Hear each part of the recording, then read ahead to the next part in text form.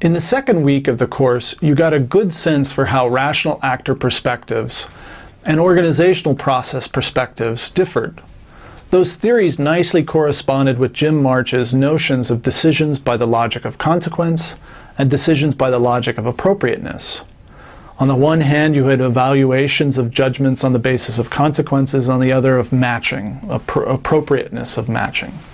You probably walked away with a less clear sense or understanding of the bureaucratic politics model, though. And this lecture will give a more elaborate depiction of that model.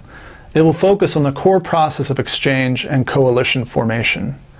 In organizations, you'll frequently confront coalitions of interests, and you'll come to realize that collective action and organizational reforms are impossible if you don't build and manage a coalition to get things done.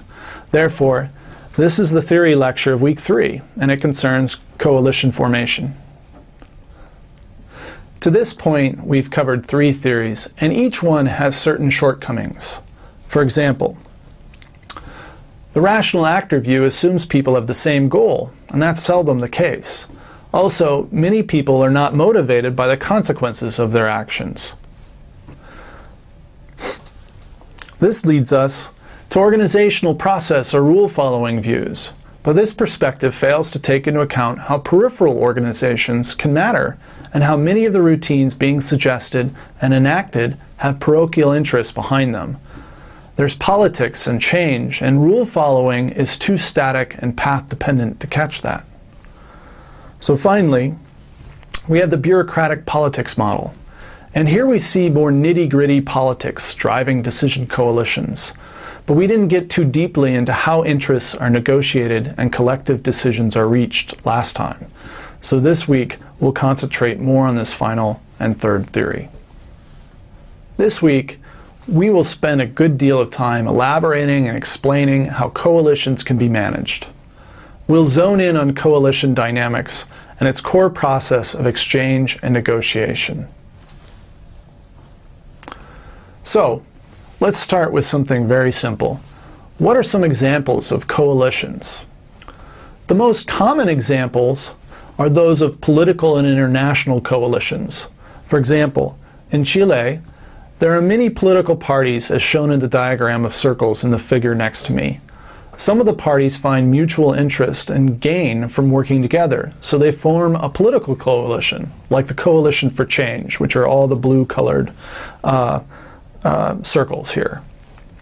Or a coalition of parties for the democracy, and that's mostly the rest aside from the purple and white. Another example might be seen in this descent tree of Christian political parties in New Zealand. A coalition here ends up being a temporary alliance into a unified party, but it doesn't last very long. So it suggests that coalitions maybe have more of a temporary nature in many organizational contexts. Other coalitions can be interest group based, where a variety of groups or even distinct religious sects coalesce around an issue of mutual concern. There are even organizational coalitions where different agencies and organizations coordinate their provision of services due to a great deal of overlap. We've already read some discussions of coalitions in week 2 of the course. Both James March and Graham Allison discuss them in various ways. In most instances, coalitions are social systems led or organized by mutually inconsistent decision makers. Here it becomes difficult to see the decision makers as a unified team. Instead, we have a power struggle or tenuous coalition that describes the decision processes. Looking back to our table of Allison's theories and the outline of the bureaucratic politics model, we will see that there are multiple players in different positions. There are various factors that shape their preferences and stands. For example, their particular interests or their stakes specific to them, the goals of someone in their position, and the deadlines rushing them to decide. Each actor has certain resources or power, things that people want, and they enter a game of exchange or bargaining according to rules. The indecision or organizational action is the result of bargaining across these actors. Jim March, on the other hand, describes coalitions in a nice way that complements Allison's bureaucratic politics model, as well as Kevin Hula's notion of coalitions that you read this week. His focus, however, is more on the central organizing process of a coalition, the process that creates and sustains a coalition. Jim March argues that scholars describe coalitional decisions or coalition formation as following one of two processes, among others. The first process, which I want to relate as background, not as something you really need to learn, but has been called kind of a power struggle, and it has sometimes been analyzed or operationalized as a simple force model.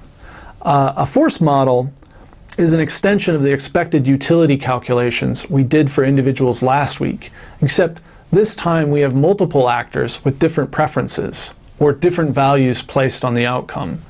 And they're given different weight in making decisions. So to calculate the decision, a coalition does this in a force model simply by adding up the expected utilities, weighting those of more important or powerful actors greater than others. So it kind of has this lump sum calculus sort of form. So take our example of the umbrella and the expected utility of bringing it or not to class. Or even the dating example of asking someone out or not.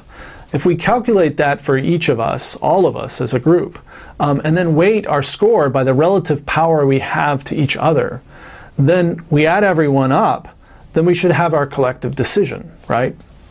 The problem with this procedure is that power is depicted as a stable personal trait that we can actually measure. But power is not really a personal trait by many theorists out there in academia. Think, for example, of triads or dependent notions of rank, that I'm only powerful when my best friend is around to support me when I interact with you. That changes over time in the context where they're not there. I am in a weaker state, right? It's also tautological as a model, this force model, an explanation. When people get what they want, power is seen as explaining why they got it. So, plus power can refer to many different things persons acquire. As such, it's kind of hard to measure as one construct that everyone agrees upon. So the force idea of just extending our pure rational actor model to sets of people doesn't really work too well.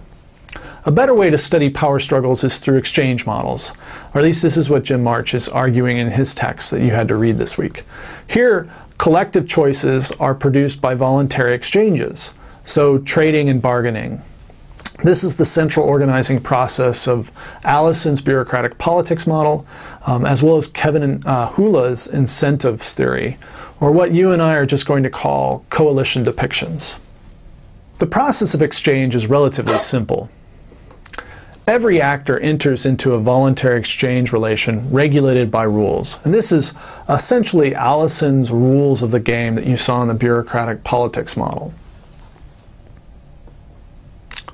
Second, participants bring resources to the table. That is, they bring money, property, information, skills, access to others, rights, knowledge, etc. This is similar to Allison's notion of power. Please also note that Scott described these powers of control or control over resources as resting in various roles and positions within an organization. So ownership, management like capital, worker expertise, bridging roles, and rule establishment of external actors like regulative agencies. So here we have, so far, actors enter into voluntary exchanges that follow rules of a game. And in addition, they bring certain kinds of resources to the table, things that people want, that they can bargain and negotiate with. The third feature of an exchange is that the process of choice is one where mutually acceptable trades are arranged. So again, here we have mutually acceptable trades by bargaining, that you kind of barter back and forth until you find an agreed upon exchange relation. Then finally, each actor trades trying to improve their position, fulfilling their preferences or identity as best they can until no more legal or mutually acceptable trades are possible. So in theory, and this is where academic models, we assume there's no time limit. But in reality, and so then we simulate out these kind of exchange dynamics, right? But of course, in reality, as Hula and Allison write, the actors often do face time limits, so you can actually impose that on your model as well. So the exchange process as described here is the core of the bureaucratic politics model and a coalition formation more generally. And that's why we want to spend a little bit of time on it in the last slide or two.